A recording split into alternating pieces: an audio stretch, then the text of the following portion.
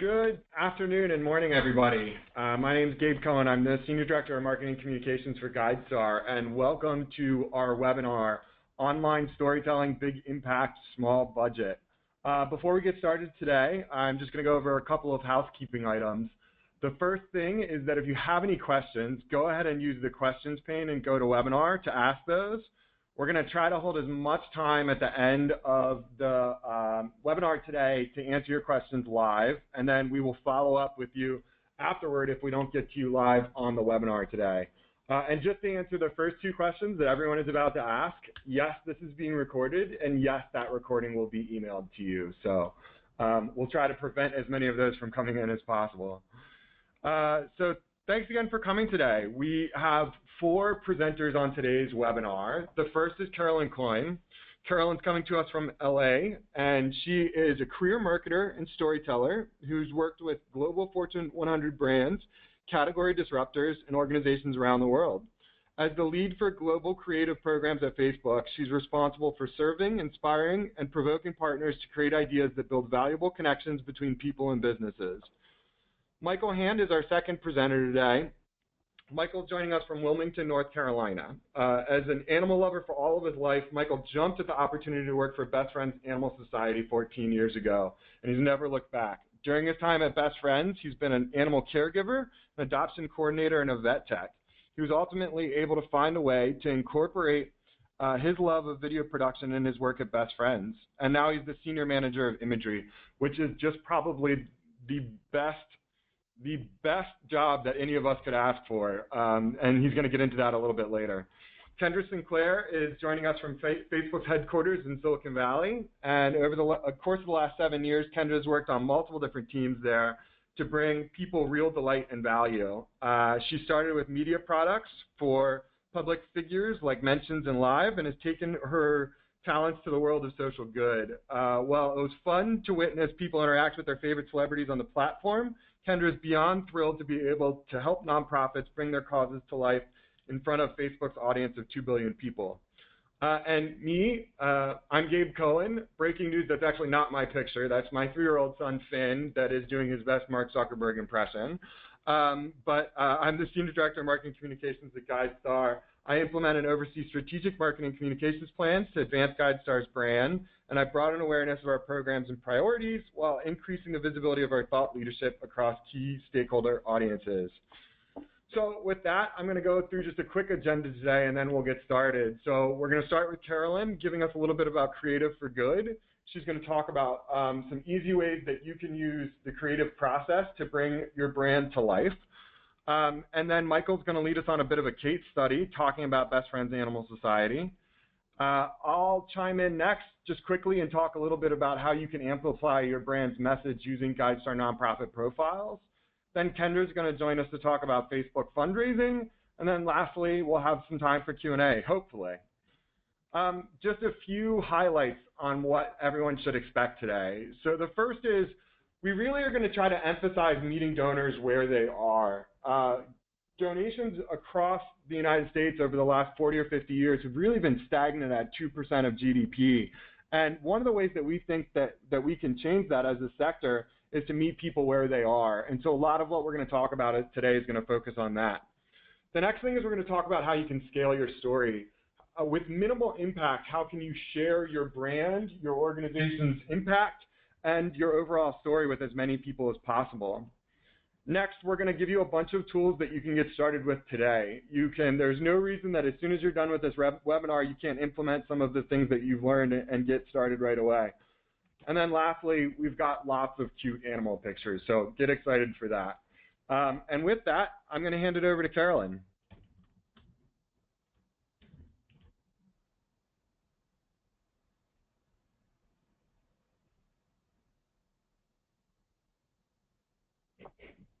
Hi guys, sorry about that. So bear with me while I kind of figure out this, the technology behind this, but we should be good to go. So I think everyone should hopefully see my screen at this point. So as Gabe mentioned, I'm Carolyn. I work for a group called The Creative Shop, And we are an internal group at Facebook and Instagram. We focus on inspiring, provoking, and serving basically the ad and creative industry to kind of move the limits of our platform as it pertains to their business objectives. I specifically have a passion and a program for Creative Shop for Good, and so I'm always really excited to take these speaking engagements and share what we know about creative as it pertains to nonprofits. Okay, so I'm going to start this off with a personal story about my mom. She's an amazing woman, mother of 9 children. She's a dancer, she's a baker, she's super social. She's the mother of 9, 21 grandkids. She's really such an amazing woman. And unfortunately, we lost her a few years ago. It'll be 3 years in August. Oh gosh, end of this month. And I unfortunately was having a baby right before she passed away. So I could not get back for her funeral. And it was pretty devastating for me, and I didn't really know what to do to kind of put closure on this whole thing. So I decided that I was going to ride in the Cycle for Survival event. And because they have specific research against rare forms of cancer, which is how my mother passed away. And so I was like, all right, I got 4 days to raise money and get, you know, people aware of what I'm actually doing. How do I do this? And so I was like, well, wait a second. I tell all of my advertisers and huge companies how to do this. I think I should just try to apply that to what I'm doing, but on a much smaller scale. So that's what I'm going to do right now. I'm going to kind of take you through that process. So I'm going to go away from my mom and talk through kind of how we think about the platform and how you guys should think about it as well. So the question is, how do you get people to go from here on their phones in their very busy lives to here, to actually donating to Cycle for Survival or taking an action in any respect? We have to look at publishing and kind of content consumption historically. So back in the day, this is how people used to consume content. They'd have to gather around a radio or get a subscription to a magazine or a newspaper. They'd have to tune in to a specific time. And that is how advertising and generally messaging has been traditionally created, is for this tune-in, the expectation that people are going to be sitting down for long periods of time and actually consuming this content. Today, however, this is how people consume content. In really cool clothes on Venice Beach, you know, on a skateboard, laying on a skateboard for a pillow that cannot be comfortable, but maybe it is. Anyway, they consume tons of content at one time. Your phone allows you to do so many different things at one time. We know with the rise of mobile, there is a shift in behavior between quickness of being able to consume content much more quickly than in the past. Frequently, people are constantly checking their phones. And then also the amount of content that they can actually consume at any one given time is so quick and so on demand for people. People can really like think of something and go onto Amazon and quickly buy it in a second, or think of something and go to an organization and donate right then and there. So there's a ton of content out there. From the beginning of time to 2003, there was about 5 billion gigabytes of data that was created. And now that happens just about every 10 minutes. And this is not moving forward. Sorry, you guys. There we go. Now that happens every 10 minutes, which is kind of staggering, the amount of stuff that we have at our fingertips when it comes to data. So what that means is that everything competes with everything. So all of your nonprofit messaging is competing with everything that is happening in the White House, everything that is happening globally. It's competing with pictures of babies and waterfalls. It's competing with ads from large, huge companies like Coca-Cola and Pepsi. Everything is competing with everything. And so really, we've got this kind of quandary here. It used to be about likes, comments, and shares, and of course that is an important thing now from a social and organic perspective. However, if you put a super cute picture of a cat and you're not Best Friends organization, you might get a lot of likes, comments, and shares. But the question is it really have anything to do with your organization? Likes, comments, and shares are a great proxy for whether or not content is resonating with people, but it is not really always meeting your business objective unless you follow a few rules. So as I just said, it's about your objective for your organization. What is it that you're trying to actually achieve? Are you trying to build awareness? Are you trying to get volunteers or donations? Is it emails or event attendance? Is it petition signatures? That's the very first thing you should think about when you're posting anything on our platform, or really anywhere. What is your objective that you are trying to achieve? And this isn't always just your mission. This is specifically Giving Tuesday. We have a campaign and we want to garner X amount of donations. That's your objective for your post during that time. And that's the first thing that you should think about. The second thing is who you're trying to reach. Not every single person ages 25 to 55 is interested in the same thing. So think about your audience specifically based on your objective. Are you trying to reach influencers? Okay, if you are, then think about the content that's going to resonate with them. If you're trying to reach millennials, that content is going to be different than maybe political activists. Millennials may also be political activists, but they may not necessarily all be. So your content really should be relevant to whomever you are trying to reach.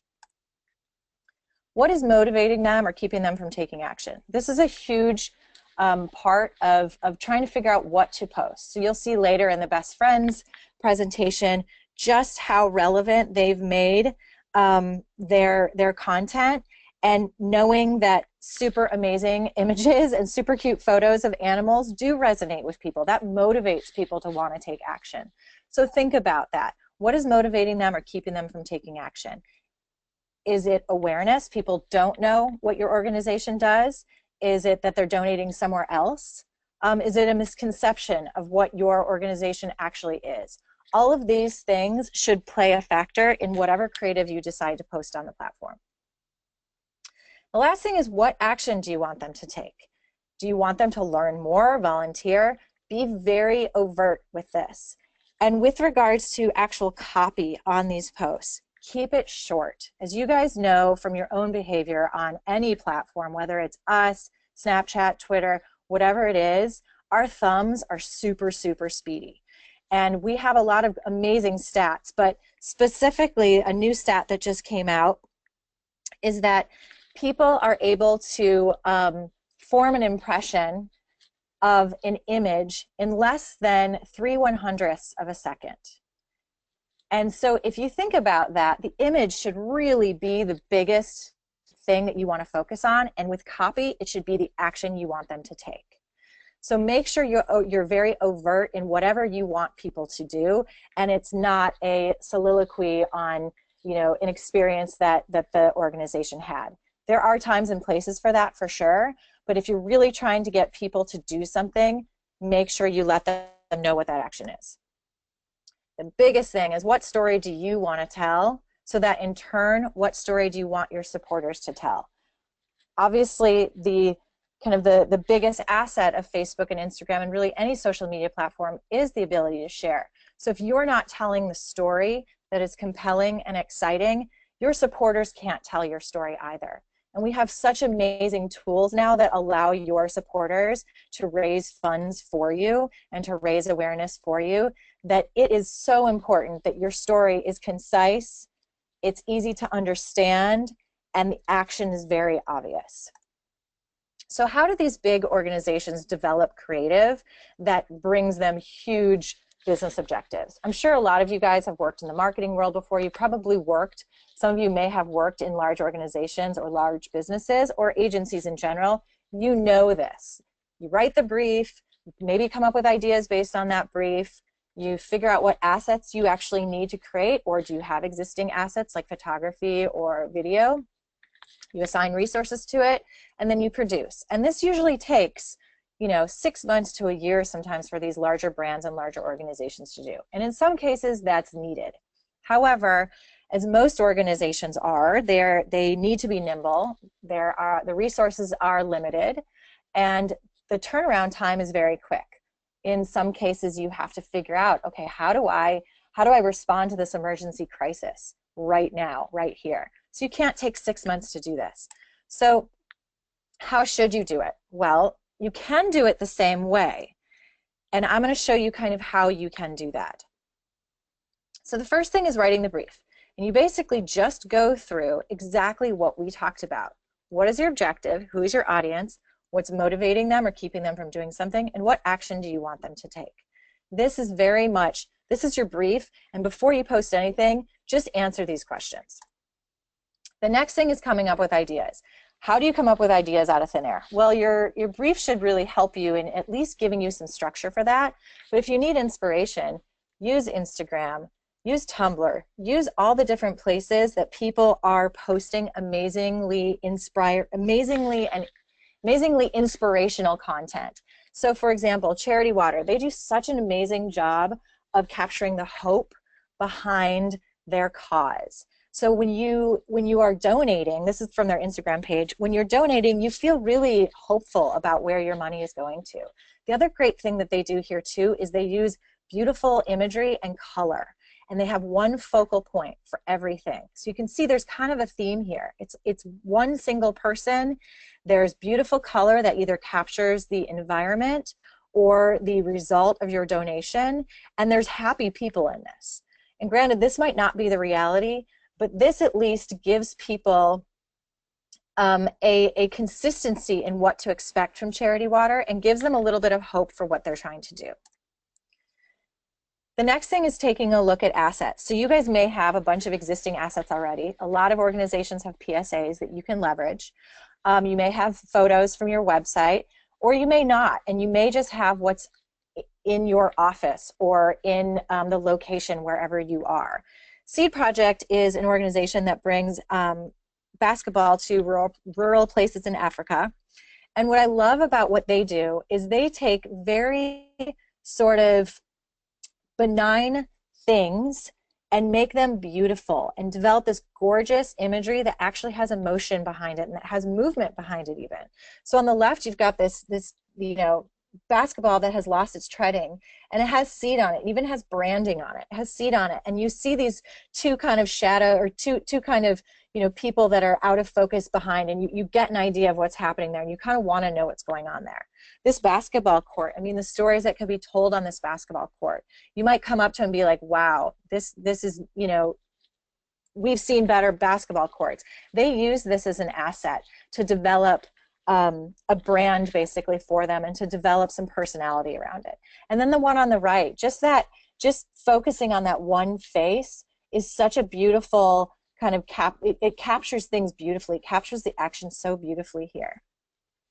So these are assets that you might think really don't exist. We don't have celebrities, we don't have talent, but you have what's surrounding you that you can capture. Resources, and we'll talk a little bit more about this in a minute, but this is something that a lot of organizations and brands frankly struggle with. We don't have the resources to spend money against photographies and filmers, etc.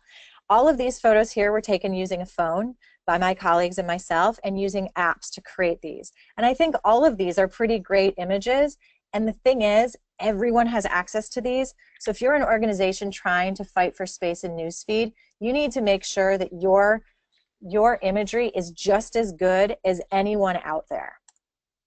Okay, so let's talk about production. It kind of feels like this. Like, how do we actually produce stuff? There's 3 of us in the office, 2 of whom are interns. What do we do?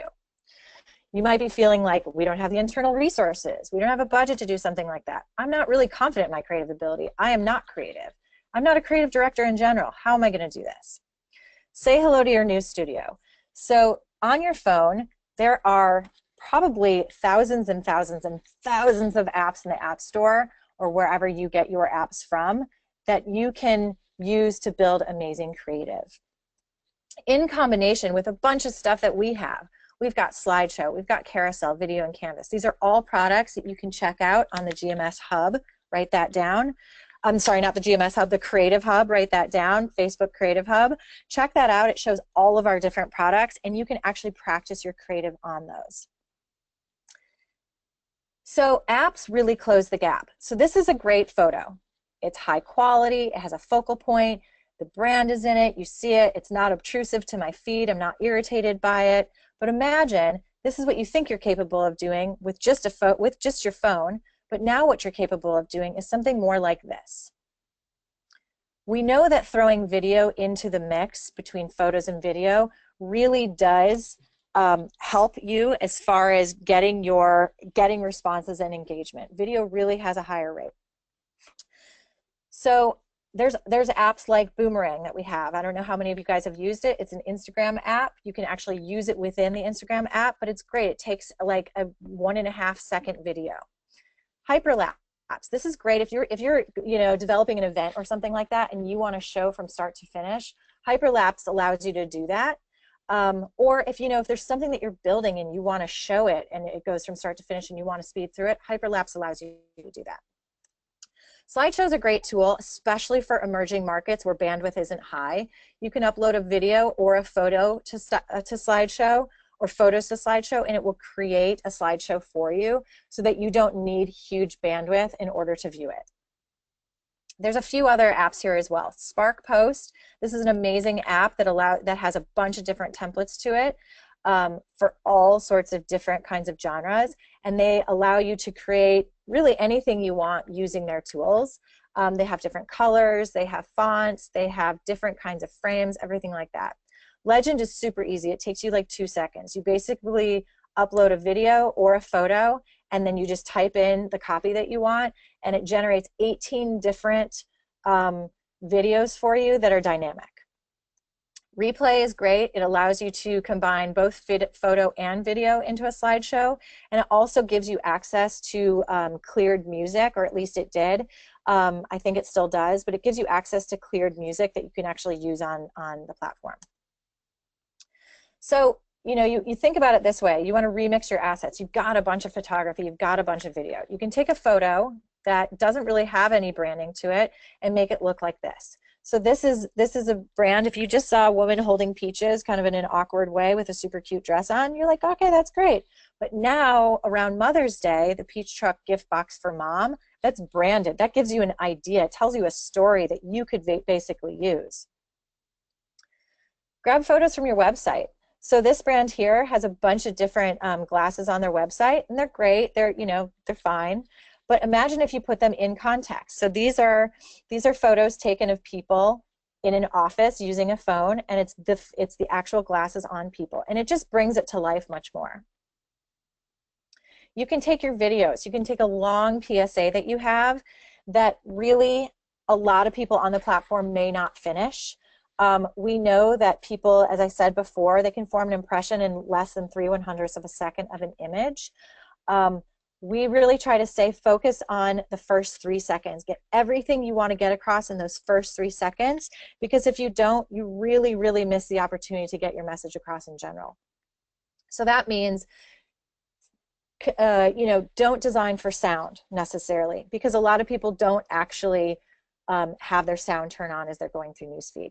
If sound is a key player in getting your message across, you need to figure out a different way of doing it. Maybe using a text overlay for that, or use our caption feature. But really focus on those first 3 seconds and getting that message across. And then everything else is kind of a cherry on top.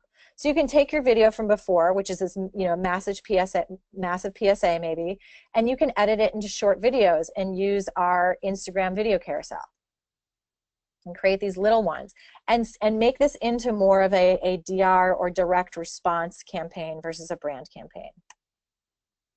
And then there's always Keynote. So I don't know how many of you guys work on Apple, but Keynote is an app that is available on Apple, and you can develop amazing videos just using Keynote. And all you have to do is just download the file as a QuickTime file, and you've got a video. So hopefully some of these tools make you feel, go from feeling like this to this. Just a couple inspiring organizations building for mobile, and then I'll be done. So UNHCR, they wanted to raise funds to help shelter refugee families during the holiday season. So they built this really super relevant video.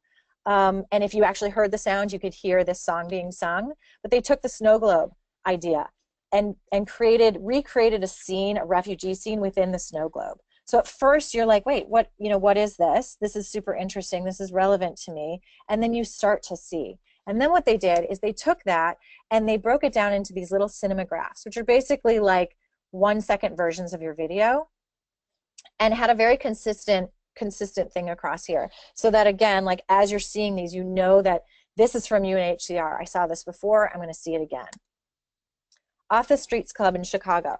So this is a this is sort of like a boys club, girls club organization that helps kids who are at risk, you know, get off the streets basically. And so what we did is we wanted to teach them how to use photography to inspire them and get off the streets. And so what we did is we created a big event and we showed them how to take photos and videos using their phone, and then we created a campaign based off of the stuff that they did. And they're very, very simple. We took imagery, we took video and photos of them and basically created these little videos. And you can see here we used a very similar convention across all of these. Some copy at the beginning, one video, and then the same communication message at the end, sharing hope through a lens for peace. Partners in Health, so they wanted to respond to the devastating effects of the hurricane in Haiti, and they did a ton of testing around this. They created these little videos basically that captured the actual moments, things that were happening, the specifics of what's happening, and made it very urgent based on this very quick cut video. And it also tells you give $10 and you can also give all of these things.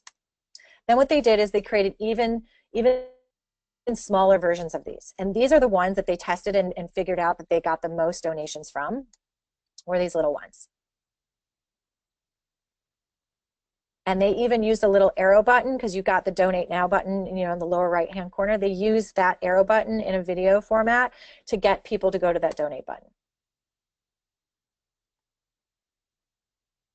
And every message is relevant to the actual image that you see. Hopefully all these videos they're not stopping for you guys and the bandwidth is good enough. Tommy's, they wanted to really address the idea that that there's a lot of hurtful phrases and misconceptions around miscarriage. So they created this little video carousel with the actual messages or the actual things that people hear when they have a miscarriage. It happened for a reason. There'll be plenty more chances. At least you can, you know, you can get pregnant. And a lot of people, you know, that's something they wanted to make people aware of. So they used this very kind of interesting and very cheap way of creating something that was very compelling and got the message across. Okay, so what does this have to do with my mom? So back to raising money for my mom. So what I did is I went through what I just told you guys, which is I created my brief, raised funds for my ride, my audience is friends and family, which means all my photos and imagery in my story should be like about my mom because they know them. I want them to donate. What's getting in the way? They probably don't know what Cycle for Survival does. So I need to make sure that that gets across in my posts. So I took a look at some existing assets that I had. Luckily, I had a bunch of this stuff on Facebook, and we had also created a slideshow for my mom's funeral. So I had all this stuff, which was amazing.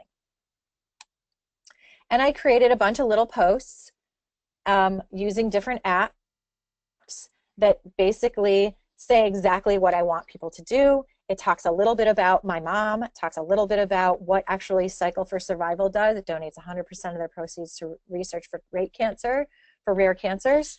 So this is the first year that I did this, and I was able to raise $2,000 in you know, about 4 days. So I had to do it again this past year. And I was like, all right, what do I do in order to kind of up level this? My goal was I'm going to raise $4 grand. So what I did is I created a little keynote video. And I took a bunch of photos and, whoops, hold on. I got to play this for you guys because it's pretty great. And I told the story of kind of everything that happened with my mom, just a little bit about my mom.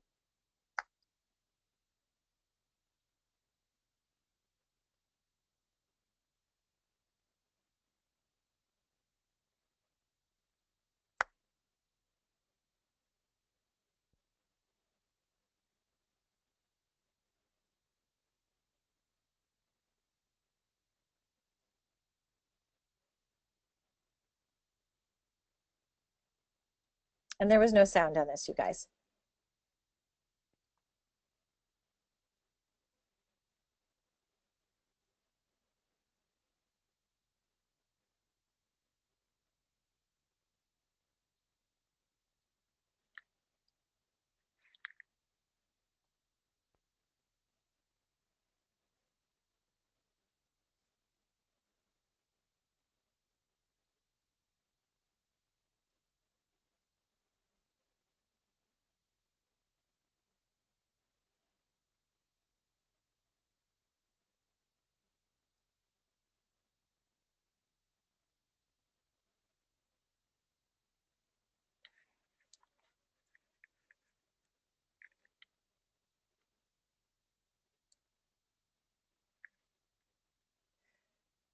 So I basically took 3 days to do this one, and I raised $5,000 just using that video.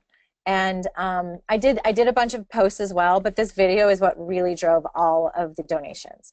So hopefully all of this has been super helpful for you. There's some resources you can check out. As I said before, this is actually supposed to say Creative Hub, not GMS Hub, I'm sorry. But look at Facebook Creative Hub. If you Google that, you'll see it. And then Mobile Studio as well. We have a whole host of tools that can help you show you how to remix assets and also how to shoot on your own. So take a look at this link, and again, we'll send this out afterwards, but take a look at this link and hopefully that will really help you. Thank you guys so much. Carolyn, thanks so much. What an inspirational story and video at the end there, and I appreciate you sharing that with us and with our audience. Going to transition over now to Michael Hand. So Michael, when you are ready, the floor is yours. All right, hopefully everybody can hear me. How's everybody doing? So I am Michael Hand, and I am the Senior Manager of Imagery at Best Friends Animal Society. I've been there for 14 years. As you heard earlier, I've done quite a few different things while I've been there, but fortunately was able to land on something where I'm able to use my communications degree, which my mom was super happy about. But so Best Friends, if you're not familiar with Best Friends, we're the only national animal welfare organization dedicated to ending the killing of dogs and cats in America's shelters. Currently, we're partnered with about 1,900 rescue groups and shelters across the country, and our goal is to bring the 5,500 lives lost daily to zero by 2025. So our goal is to end shelter killing by 2025. So it's kind of a heavy thing. We very much talk about the fact that dogs and cats are put down every day, but we do it in a different way. We try to focus on the positive, and this has been basically our MO from the very, very beginning. Early on, I think it was decided that we want to share the good news. We want to share the uplifting stories, and to make people feel good about helping and helping us achieve our dreams of turning the country no-kill.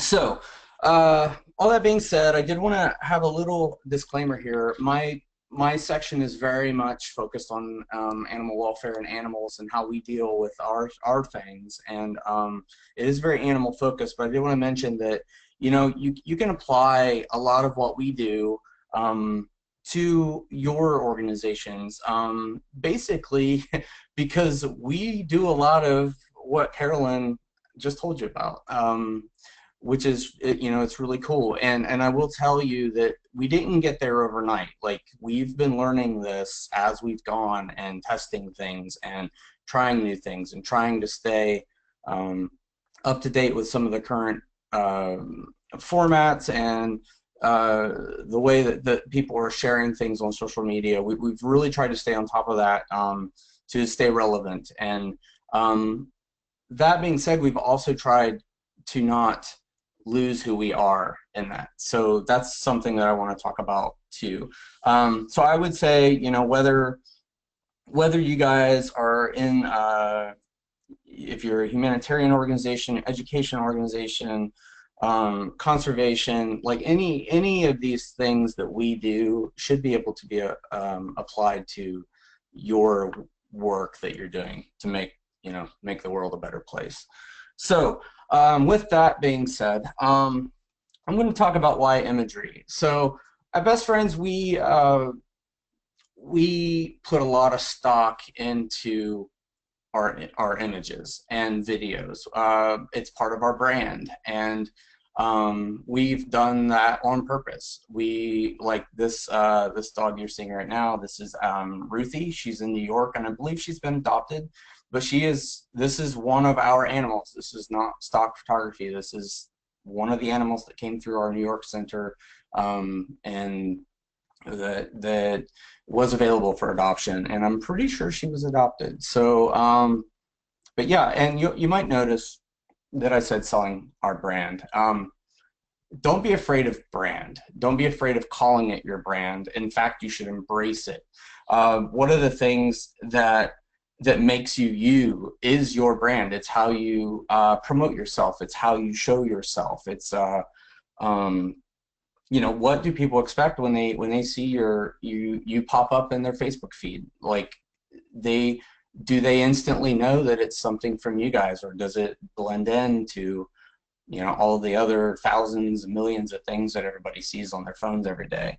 So really, if you don't have a solid brand, and if you haven't gone down that road yet, I would encourage you to do so. Like, figure out what makes you you, what makes you unique, and think about how you want to present yourself. Think about how, like little things, like how, when somebody sees something that you guys post, like what do they feel like? So what's the feeling that you get? What are colors that you use? Your fonts. Like, keep that stuff consistent, because over time you're going to notice that people expect that from you, and when they see something from you, they will know. I can tell you, like, so this kitten here, there's a few things about this photo that make it a branded image for best friends. The first thing is eye contact. We really focus on having animals have eye contact with cameras. We believe that it creates connection with the animal. You know, it instantly unites you to the subject of the photo. So 90% of our images, if you go on our website or our Facebook page, Instagram, you'll see that the vast majority of the images that we show have eye contact. The other thing is orange. This is actually a chair that we purchased that is basically as close to our orange as you could probably get, which was just kind of a happy accident. So one of the things that Carolyn was talking about was, you know, can you do this kind of thing on a shoestring budget? And I think a lot of folks, especially in animal welfare, think that a lot of this is unobtainable. Like, you don't have the resources, the time, the money to put into this sort of thing. And, you know, I would just say it's really important to do, and the fact that it's easier now than ever to produce things with your phone, with a lot of those great tools that Carolyn mentioned, that we actually use ourselves. So it is from experience that I'm talking about this stuff. Like, that stuff, it's really easy to learn, and if you feel like you have a technology barrier, or you're not creative, or like things like that, find somebody who is. Find somebody free who is. Internships, getting volunteers, finding a volunteer that can help you with that sort of thing. Finding somebody's nephew or niece that just happens to be really into what you're doing and knows how to use those tools. You know, try to think outside the box. There's literally resources everywhere now. I mean, my 7-year-old daughter probably knows how to use Instagram better than I do, because she posts her artwork on it. But like, it's that way of thinking. Like just think about who else you can get to help you do this sort of thing. If you feel like you do not have time, or the creativity, or the technology, like the technological know-how to get through it, there are options out there, I promise you. Equipment. So a lot of people, again, like, this is kind of what people think when you need, you know, your photo studio. It's not really the case anymore. And granted, this stuff is great and it works really well, and it costs thousands and thousands of dollars. The good part is that you don't need it anymore. So the excuse of I can't afford it doesn't really hold water anymore. In fact, you can't afford not to do this. You have to show your organization. You have to show what work you're doing. You can't afford not to do it, and it can be cheap. And I just said that just now. So here's my studio, if it'll click through here. So this is my kitchen, which is currently under construction, and we're remodeling downstairs. And to prove a point, I wanted to try to throw something together with a shoestring budget and tools that were readily available to me to show you that you can actually take a decent photograph with your phone. And guys, I would tell you that the primary thing you need to do when taking good photography or shooting good photography is light. The more light you have, the better photos you're going to get. That's usually the case all around, like no matter what. Like if you have enough light, you're going to be able to get a decent photograph. So what I did, I got my sheet here from our linen closet, which my wife was not too pumped about. She's probably also not too pumped that I used a picture with dishes in the sink. But we also have these lights up here, which I purchased at Home Depot. Got some light bulbs and some clips to hold the backdrop up for about 20 bucks. This cost me. And to elevate the equipment even more, I've got these paper towels. Paper towels are great. Any actually thin white sheet that you can tape or clip to the lights is great. It creates a softbox look, which if you buy softboxes, they're very expensive, but if you just use paper like this, it creates the same effect. You can actually do it with note cards on a on-camera flash, which helps. I've used napkins, toilet paper, walking around really funny looking with toilet paper taped to the top of your onboard flash on your camera. But it works. It diffuses the light, softens it, and it makes it really nice. So here is my dog Poppy. He's we think he's about 17 years old. We adopted him while doing rescues there after Hurricane Katrina. It's where my wife and I met, and well, she adopted Poppy, and then once we got married, he obviously came into my household. We actually started our whole family with about 12 pets, but he is one of the last remaining, actually, and this little guy's been through just about everything. He's the $1 million dog, and he's also, I call him the Highlander because there can be only one. He's our last dog that is our from our earlier rescue days. So this is Poppy, and so he's sitting on the backdrop that I made in the kitchen here, and if you look in his reflection of his eyes here, you can see the two lights that I have up, and with a little bit of editing, you can get a fairly decent portrait of an animal with basically the phone in your pocket and $20 from Home Depot. This actually, I will admit, looks a little overexposed, but that's fine. I edited this in my phone in Snapseed, which is also another great app. You can use some of the apps that Carolyn mentioned as well to edit photographs in.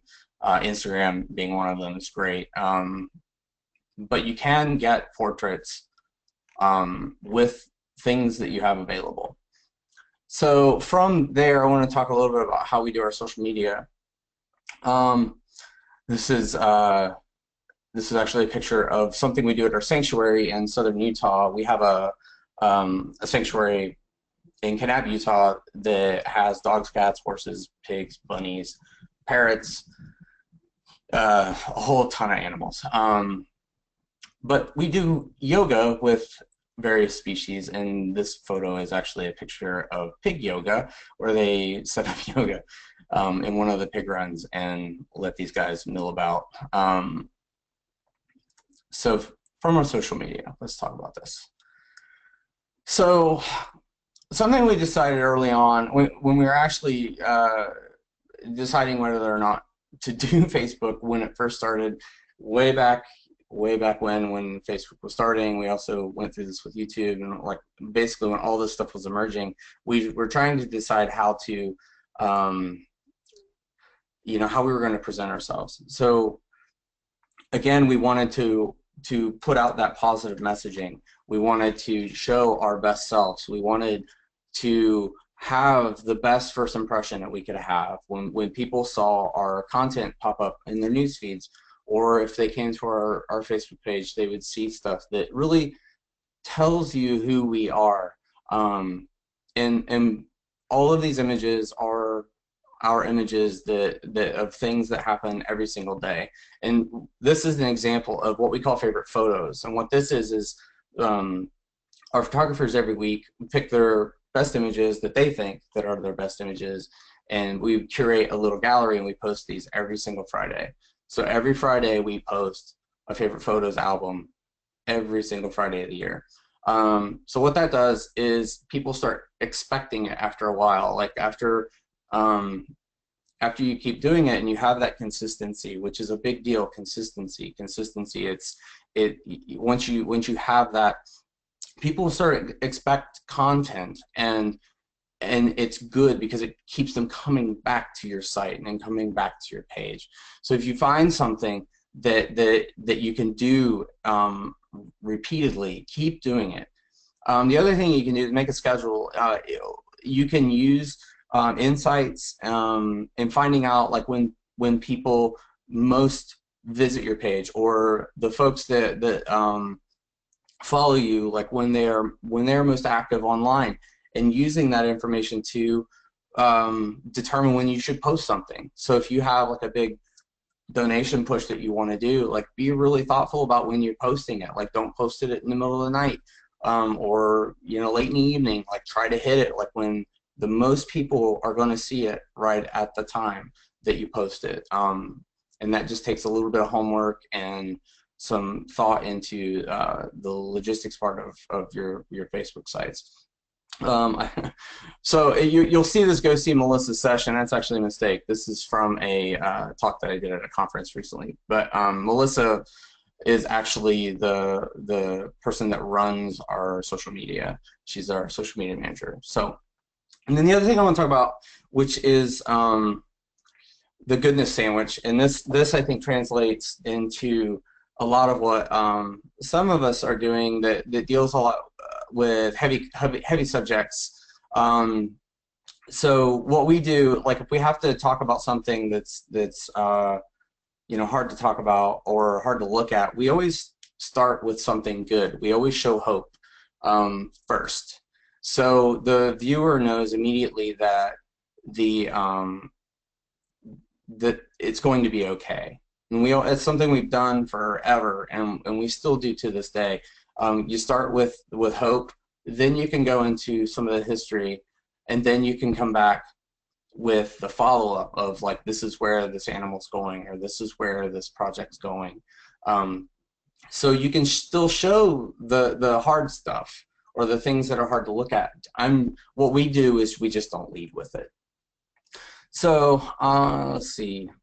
This is one of the things that I always talk about in my talks is a lot of animal welfare organizations or smaller rescues and things like that. They'll post things where it's not a very good image and it makes you feel bad when you see it. One of the things now, I think more than ever, is it's easier to unfollow somebody or an organization or person than it ever has before. And once you lose those people, they're gone. And those could be potential donors. They could be potential lifelong members. They could be influencers. They could be people who can help your organization, and if you lose them, they're gone. And again, this goes into showing your best self. This goes into how do you present yourself and showing who you are, first impressions. So instead of doing this, we do stuff like this. So pretend this is the same dog. We don't show, like if we have horrible images of an animal when they come to us, we don't usually use those. Hardly ever do we ever use those images unless it's to tell more of a narrative. But we do tell a little bit about the animal in the bios, but we also include the beautiful image, eye contact, and then if you need more information, you want more information, you contact us in adopting him. So real quick on video, and then I'm almost done, guys. So I'm going to show this video. There's no sound, and that's by design. I'm just going to play it. I'm going to talk over it, hopefully. So one of the things that I wanted to say is that you don't have to put a lot of effort into things and to get a lot of traction. This video is actually some throwaway video that we had. It was some B-roll. that the shooter just happened to get, and it was cute enough, so we decided we were just going to do something fun. And this ended up being a fairly popular video that we posted, and it was literally just some random B-roll that we decided to throw something together on, and it turned out really, really good. And there's the message at the end, telling you to adopt a kitten, because who doesn't want kittens? Let's see, and then we always have our slate at the end, which we're actually looking at redoing how we do that. But let's see, that's the other thing. So I think somebody asked, you know, whoops, that's not what I wanted. I just want to go to the next slide. Somebody had asked a question, I think, you know, how do you determine which ones you want to go to, or like which ways to do things? And I guess what I would say is don't be afraid to test things. You know, try different things. See if you can come up with stuff that is new and fresh. Rip people off is another thing that I say. If you see something that works for somebody else, try it for yourself. You feel free to rip us off. I really don't care if it helps your organization and it helps do something good. You know, by all means, do what we do. It works very well for us. And you know, when we didn't always do that, like so with that video in question that I just played, there wasn't any sound, and that's something that we decided after figuring out that a lot of people aren't watching videos with sound. So we started doing story videos where we would actually put the story in text on the videos instead of having it be a voiceover or in an interview, because most people aren't, you know, they're not listening to these videos with sound. So we started making videos without sound, just to compensate for that. So, you know, keep an eye on what the current trends are and what's happening, and like what some other influencers are doing, and see if you can emulate some of that or try different things. But don't be afraid to try those things. So and I think amount of time, I think actually went over a little bit, so I apologize for that. But I hope you guys, I wish you the best, and I hope you all do really well. Excellent. Thanks, Michael. And I have a couple of questions and thoughts for you just really quick. The first is, how do I get invited to pig yoga? That seems like something that I could enjoy. Yeah. The second, we just wanted to thank Boris for pointing out the fact that the paper towels may be a fire hazard, so just be careful about that for any of you DIYers at home. But great advice all around. Thanks, Michael. I'm going to spend a few minutes here talking about GuideStar's nonprofit profiles real quick. And we have a saying at GuideStar, and that is that there's no stories without numbers, and also there's no numbers without stories. So to try to explain that saying a little bit more, I'm actually going to use the example that Michael was just talking about. And I didn't coordinate this with Michael. I almost got the name right. I think he said the name was, or this dog's name was Ruthie, but I guess Rufus. So we'll go with Rufus for now, but the idea that you can come to GuideStar and you can tell your story with numbers. So this is Rufus, and as Michael just said, Rufus was adopted successfully, but what if I was to tell you that there was 206,000 Rufuses that were helped by Best Friends Animal Society in 2015?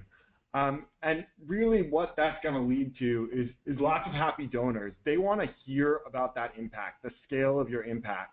It also leads to a lot of happy Rufuses, so that's great too. But I know that because I went to Best Friend Animal Society's profile, GuideStar nonprofit profile on GuideStar, and I was able to find that because Best Friend Animal Society has a platinum seal of transparency, and that is explaining the numbers behind the difference that organizations are making. And you can see right there on the left-hand side, animals helped through Best Friends programs, 206,000 in 2015. So you know that behind each one of those pictures that Michael and team share, there's over 200,000 animals that are being helped, which is really something that they should be proud of. So I just want to explain why it's important to come and update your profile on GuideStar, just like Best Friends did.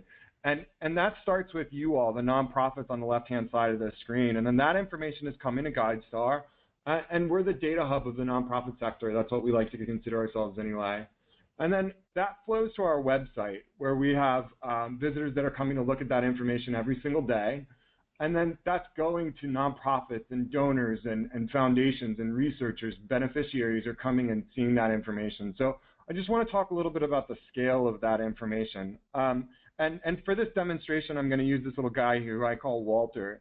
And Walter, in this case, is going to equal 100,000 better informed donors, funders, nonprofits, researchers, and journalists. And just on GuideStar, every single year, we have 8 million people that are coming and learning about different nonprofit organizations and learning about different ways that organizations are making a difference. But it doesn't just stop there. This information also flows through our partners and their channels. And there's about 200 different organizations who use information that's coming from GuideStar's data hub to power their different charitable platforms.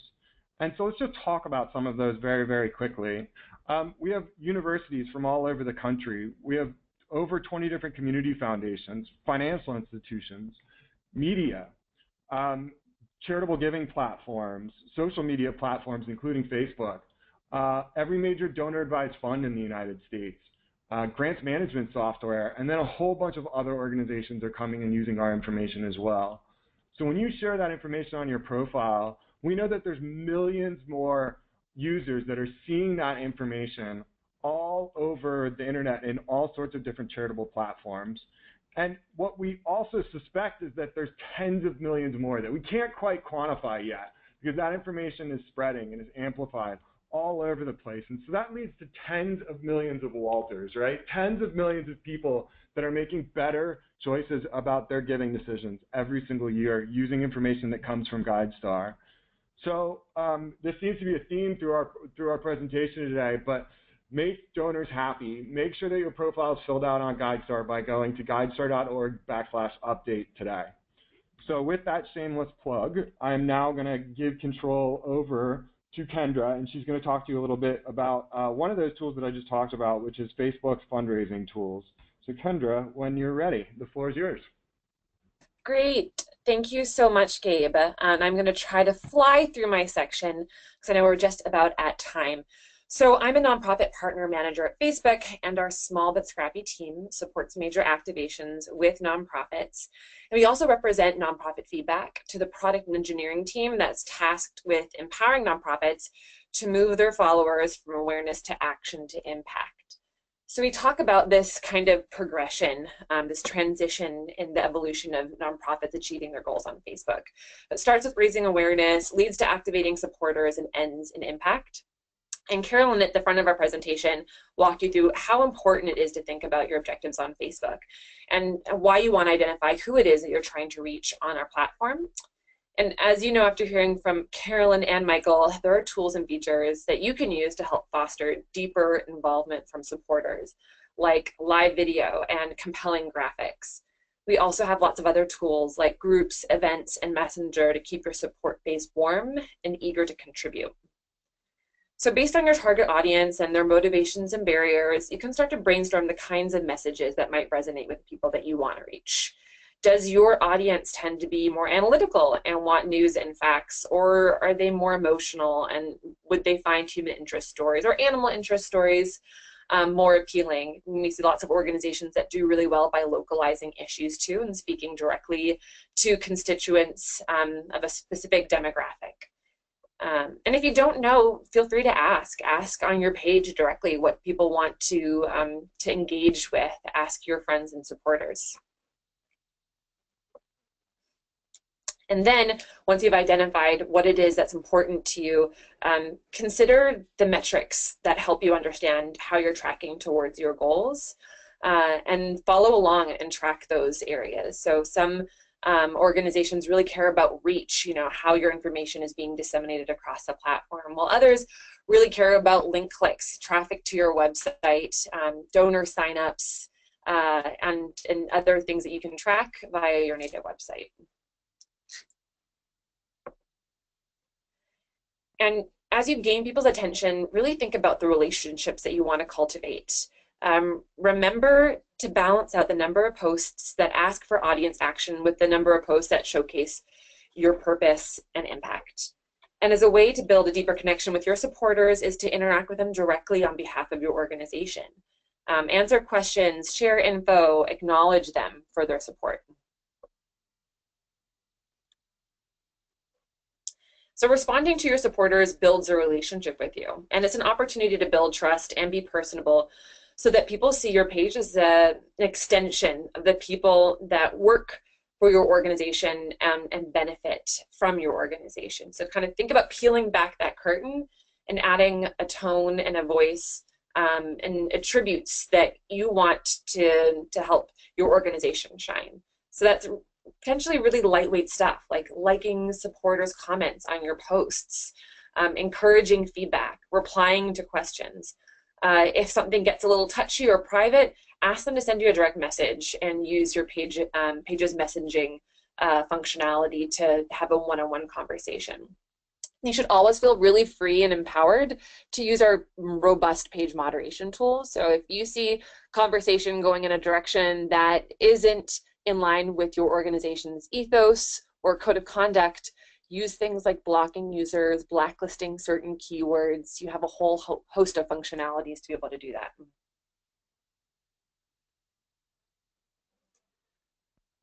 And responding to your supporters really builds the relationship with you. So consider using the messaging feature if you haven't already turned it on. If you are concerned about the inbound not being able to answer to people in a timely manner, and I oftentimes hear that as a concern from nonprofits and thinking about using page messaging features, is to enable an auto reply to set expectations in terms of when someone can expect to hear back from you.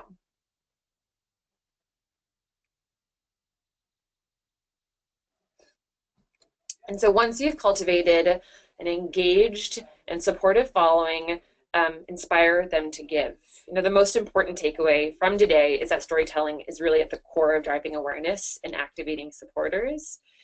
So how does your storytelling lend to giving? Let's talk about giving for a second. Hopefully, at this point, you're familiar with the 5 ways in which Facebook helps nonprofits raise funds. One is an ad with a donate button that takes you to your own website. You can collect donations when people visit your Facebook page by adding a donate header that either helps facilitate direct donations on our platform or takes people back to your website where you can also collect donations. You can collect donations from Facebook posts. You can enable fundraisers so people can actually do the heavy lifting, or oftentimes it's very lightweight lifting, and creating a fundraiser for your charity. We see a lot of success with that these days, especially fundraisers that are timely and speak to current events or have a personal story attached with them. And then another favorite feature is live with donate. Any user on Facebook or any person on Facebook can go live and add a donate button for their favorite charity, and similarly, verified pages can also raise funds for nonprofits by sticking on a donate button when they go live. And that's a really fun and engaging way to ask for donations. And you can find out more information about all of these features in the fundraising section of nonprofits.fb.com. So we've already heard some really great tips on using video to grow your audience. Thank you, Michael, for your really fantastic tips on that. So I'm just going to wrap up with a rapid fire set of tips to get the most out of your testing and programmatizing, specifically with Facebook Live. So tell your fans ahead of time that you're going to broadcast live. Always shoot in profile mode on your iPhone, so not landscape. Invite your viewers to receive notifications when you go live. Write a compelling description and go live when you have a strong connection. If you already know that you have a weak signal, maybe that's a time to punt on going live and instead record a video on demand instead. So a pre-recorded video that you can share and upload later. Have your cast and crew say hello. So if you've got staff at a Strut Your Mutt event, encourage them to introduce themselves and share some personal stories as to why they're participating in this specific activation. We recommend testing longer broadcasts to reach more fans. The longer that you stay live on Facebook, the more likely it is that more folks will tune in, experience your live, and then hopefully donate too. And then when you're finished with your live video, upload it in high definition to make sure that your videos are high quality. You'll see an option to upload in HD at the end of your live broadcast. And then finally, go live often, test it out, consider it a good kind of A/B experience for your organization. See what works, see what sticks, and ask for feedback. Over to you, Gabe. All right, thanks so much, Kendra, and thanks to all of you out there for hanging with us today. Unfortunately, as all of you know, we're a little bit out of time, so we're going to save the questions and answers for a follow-up, and we're also going to make sure that this recording gets out to everybody, just in case anyone had to hop off a little bit there at the end. But here are the resources that we want to leave you with: some information about Best Friends Animal Society, about Facebook's donation tools, and about GuideStar nonprofit profiles. So keep an eye on your inbox. We're going to be in touch. We just had overwhelming demand for this presentation today. I thought it was a fantastic presentation myself. Thank you to Carolyn, to Kendra, and to Michael, and for all of you for participating. Have a great afternoon.